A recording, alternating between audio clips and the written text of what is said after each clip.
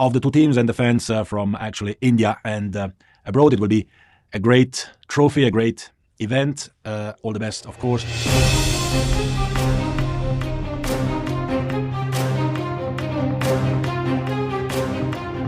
Yes, mantap! Publik girang bukan main. Di tengah euforia jadwal padat Timnas Indonesia Senior dan Timnas Indonesia U23 di bulan September ini, satu lagi kabar baik datang tiba-tiba. Dipikir Indonesia takut dan kehabisan akal, laporan PSSI akhirnya didengar FIFA. Arab Saudi dikabarkan terlibat dalang di balik pembatalan Kuwait di FIFA Matchday melawan Indonesia. Arab Saudi disangsi berat FIFA. Timnas Indonesia auto lolos ke Piala Dunia. Begini faktanya. Tapi Mimin minta tolong tonton video ini sampai selesai agar tidak ada kesalahpahaman yang terjadi. Dan tak bosan-bosan juga, tolong like dan share video ini ke media sosial kalian agar semua orang tahu apa yang sedang terjadi. Diketahui sebelumnya, Jay Itzes jadi pemain keturunan pertama yang tiba di Indonesia jelang laga kontra Taiwan dan Lebanon. Bek keturunan Indonesia, Jay Itzes, sudah tiba di tanah air untuk bergabung dengan Timnas Indonesia menghadapi laga FIFA Matchday September 2025 melawan Taiwan dan Lebanon. Kedatangannya disambut hangat oleh jajaran ofisial Garuda, termasuk Direktur Teknik PSSI Alexander Zwiers, penasehat teknis Jordi Cruyff, hingga asisten pelatih Alex Pastor dan Denny Lanzar. Setibanya di Indonesia, pemain berusia 25 tahun itu langsung menyapa para penggemar. Ia mengaku tak sabar bertemu dengan supporter yang selalu memberikan dukungan penuh untuk timnas. Halo semuanya, saya sudah di sini. Tidak sabar bertemu kalian semua, ujar Itzes lewat akun resmi Timnas Indonesia. Sementara itu, seluruh pemain yang dipanggil pelatih Patrick Kluivert dijadwalkan berkumpul di Surabaya hari ini. Di antaranya ada Calvin Verdonk dan Justin Hubner yang baru saja memperkuat klub masing-masing di Belanda. Dua nama lain, Miliano Jonathans FC Utrecht dan Mauro Zylstra FC Volendam, juga ikut mendarat. Jonathans bahkan akan menjalani prosesi pengambilan sumpah WNI pada 4 September 2025, sehari sebelum laga melawan Taiwan. Dengan percepatan administrasi, proses perpindahan federasi dari KNVB ke PSSI diperkirakan selesai dalam waktu singkat. Zylstra sendiri sudah mengantongi paspor Indonesia sejak akhir Agustus lalu. Keduanya diwajibkan tampil menghadapi Taiwan dan Lebanon demi adaptasi cepat, mengingat pada Oktober 2025, Garuda akan menjalani laga penting kontra Arab Saudi dan Irak di babak keempat kualifikasi Piala Dunia 2026. Nah, sebelum lanjut mendengar berita ini, untuk para netizen, keluarkan satu kalimat pamungkas untuk menanggapi kabar ini. Menurut kalian, apakah kalian yakin Timnas Indonesia mampu lolos ke Piala Dunia 2026 di bawah asuhan Patrick Kluivert? Atau justru kalian punya pendapat lain? Ayo teman, berikan tanggapan kalian di kolom komentar. Bravo Timnas, bravo Patrick Kluivert, bravo PSSI. Ayo Garuda, buktikan bahwa level kita sudah dunia. Buktikan bahwa kita adalah raksasa Asia. Tiket Piala Dunia harga mati. Di sisi lain, jangan lupa juga satu kalimat khusus untuk Patrick Kluivert CS yang sedang berusaha keras memajukan sepak bola Indonesia. Silahkan tulis di kolom komentar. Ayo terbang tinggi Garuda. Mari kita lanjut teman-teman. Kedatangan para pemain keturunan ini diharapkan menambah kekuatan timnas. Dengan jadwal padat dan lawan berat menanti, skuad asuhan Patrick Kluivert harus segera beradaptasi agar tampil solid. Bulan September ini menjadi momentum penting untuk menguji kesiapan Garuda sebelum bertarung di kualifikasi Piala Dunia 2026. Update terbaru, 4 pemain keturunan Timnas Indonesia tiba di Surabaya jelang laga kontra Taiwan dan Lebanon. 4 pemain keturunan yang dipanggil Timnas Indonesia sudah mendarat di Surabaya untuk mempersiapkan diri menghadapi Taiwan 5 September 2025 dan Lebanon 8 September 2025. Kedua laga ini akan digelar di Stadion Gelora Bung Tomo, Surabaya sebagai bagian dari persiapan menuju kualifikasi Piala Dunia 2026 zona Asia melawan Arab Saudi dan Irak pada Oktober mendatang. 1. Kevin Dix. Usai memperkuat Borussia Mönchengladbach melawan VfB Stuttgart di Bundesliga, Kevin Dix langsung terbang ke Indonesia. Bek serbabisa ini menjadi salah satu pilar penting dalam skema Patrick Kluivert, baik saat bermain dengan formasi 3 maupun 4 bek. 2. Ragnar Oratmangoen. Ragnar Oratmangoen yang baru pulih dari cedera juga sudah tiba di Surabaya. Musim ini ia sudah tampil bersama FCV Dender di Liga Belgia, termasuk saat menghadapi Charleroi pada akhir Agustus. Kehadirannya menambah opsi serangan timnas Garuda. 3. Joey Pelupesi. Gelandang bertahan Joey Pelupesi datang bersama Kevin Dix dan Ragnar Oratmangoen. Ia baru saja membawa Lommel SK menang 3-1 atas KSC Lokeren di Liga Belgia. Nama Joey belakangan juga dikaitkan dengan rencana transfer ke Persib Bandung. 4. Jay Idzes. Pemain keturunan pertama yang tiba di tanah air adalah Jay Idzes. Kedatangannya disambut oleh jajaran staf pelatih timnas termasuk Jordi Cruyff dan Denny Lanzat. Dalam video yang diunggah akun resmi @Timnas Indonesia, Jay menyapa supporter dengan penuh antusias. Halo semuanya, saya di sini. Tak sabar bertemu kalian. Dengan bergabungnya keempat pemain ini, skuad Timnas Indonesia semakin lengkap. Kehadiran mereka diharapkan mampu menambah kekuatan tim menjelang laga penting di FIFA Matchday September 2025 dan menjadi modal berharga sebelum bertarung di kualifikasi Piala Dunia Oktober mendatang. Catat tanggalnya, jadwal siaran langsung Timnas Indonesia U23 versus Laos U23 di kualifikasi Piala Asia U23 2026. Timnas Indonesia U23 akan segera memulai perjalanan mereka di kualifikasi Piala Asia U23 2026. Bertindak sebagai tuan rumah, Garuda Muda akan menghadapi Laos U23 pada laga pembuka Rabu 3 September 2025 di Stadion Gelora Delta Sidoarjo. Pertandingan ini dipandang krusial bagi skuad asuhan Gerald Vandenberg. Kemenangan pada laga perdana akan sangat berarti untuk membangkitkan kepercayaan diri serta menambah motivasi para pemain dalam menjalani sisa pertandingan di fase grup. Tetap berjalan meski situasi panas. Meskipun kondisi Surabaya dan sekitarnya tengah diwarnai aksi demonstrasi, pihak PSSI memastikan jadwal pertandingan tidak mengalami perubahan. Exco PSSI Arya Sinulinga menegaskan bahwa seluruh laga kualifikasi tetap berlangsung sesuai agenda, berbeda dengan beberapa pertandingan Super League yang sempat ditunda karena alasan keamanan. Persaingan ketat di Grup C. Indonesia tergabung di Grup C bersama Laos, Makau, dan Korea Selatan. Dari komposisi tersebut, Korea Selatan menjadi lawan terberat, namun Garuda Muda dinilai memiliki kualitas pemain yang mumpuni.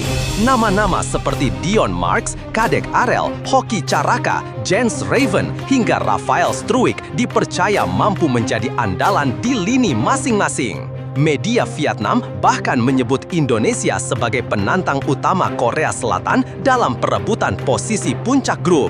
Setelah menghadapi Laos, Indonesia akan melawan Makau pada 6 September, lalu menantang Korea Selatan pada 9 September yang kemungkinan besar menjadi laga penentu.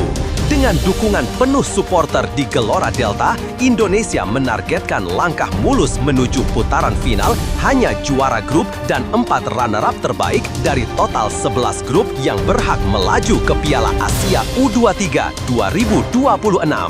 Jadwal siaran langsung Indonesia U23 versus Laos U23 Rabu 3 September 2025. Situasi tak kondusif. Bagaimana nasib laga Timnas Indonesia vs Taiwan dan Lebanon? Pertandingan Timnas Indonesia melawan Taiwan dan Lebanon di FIFA Matchday September 2025 kini menjadi perhatian besar.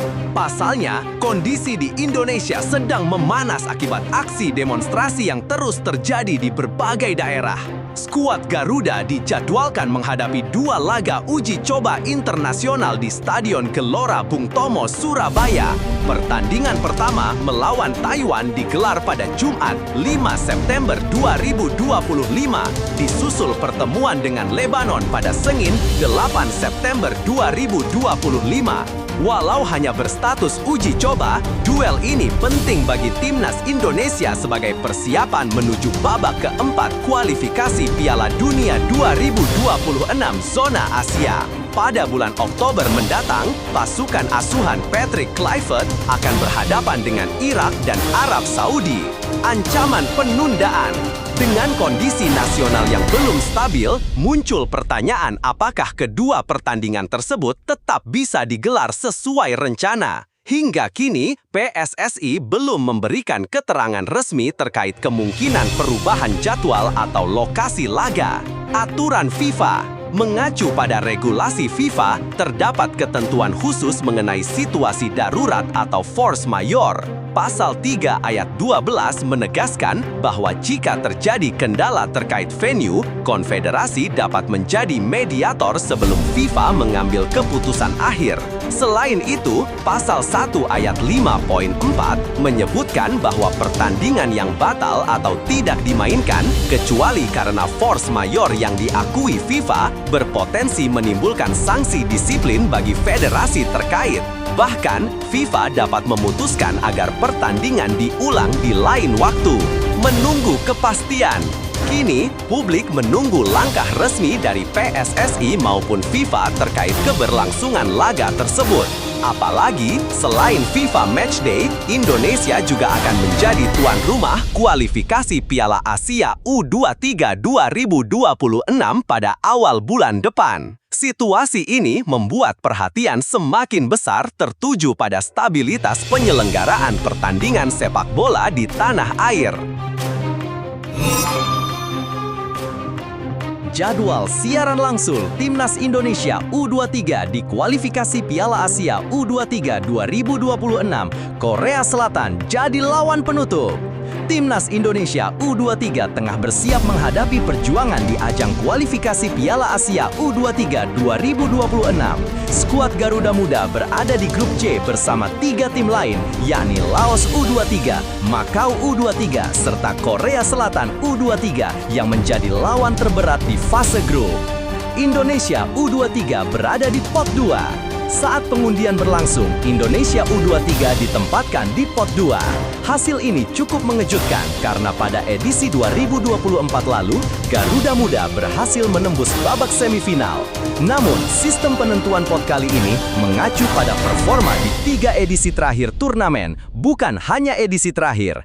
Hal inilah yang membuat Indonesia turun ke pot 2 dan otomatis berpeluang menghadapi tim kuat seperti Korea Selatan U23 dari pot 1. Aturan kualifikasi. Total ada 44 negara yang ikut serta dalam babak kualifikasi. Semua peserta dibagi ke dalam 11 grup, masing-masing berisi 4 tim. Berdasarkan regulasi, hanya juara grup serta 4 runner-up terbaik yang berhak lolos ke putaran final Piala Asia U23 2026. Artinya, Indonesia U23 harus bermain konsisten di setiap laga. Kemenangan di 3 pertandingan fase grup akan memastikan tiket otomatis menuju putaran final.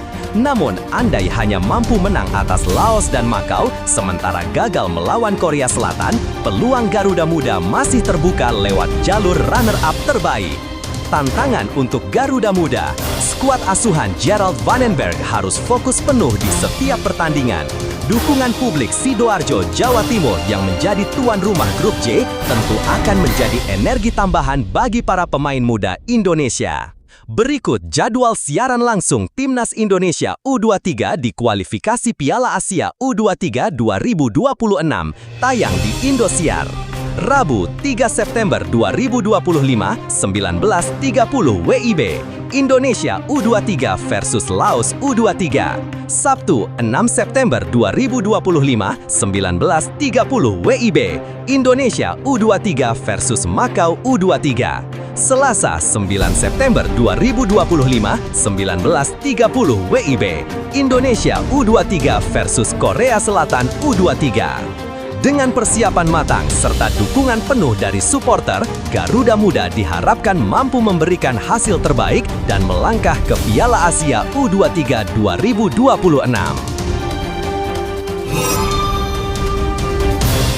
Kelvin Verdong segera merapat ke Lille, harus bagi waktu dengan tugas di Timnas Indonesia. Kelvin Verdong resmi mengucapkan salam perpisahan kepada para pendukung NIC Nijmegen setelah laga Eredivisie kontra Fortuna Sittard pada 31 Agustus 2025. Pertandingan itu menjadi momen terakhirnya bersama klub belanya tersebut sebelum ia melanjutkan karir ke Liga 1 bersama LOSC Lille. Musim ini, Verdong tampil konsisten sebagai bek kiri andalan Nijmegen. Total 165 penampilan ia catatkan, sekaligus menjadi bukti dedikasinya selama berseragam hijau merah. Tak heran, publik Nijmegen memberikan apresiasi tinggi atas kontribusi sang pemain sebelum kepergiannya. Kepada media belanja, Verdong menyebut bahwa proses transfernya ke Lille sedang berjalan dan ia berharap semua administrasi termasuk tes medis bisa segera tuntas. Saya akan terbang ke Lille untuk menjalani pemeriksaan medis. Jika semua lancar, saya langsung menandatangani kontrak.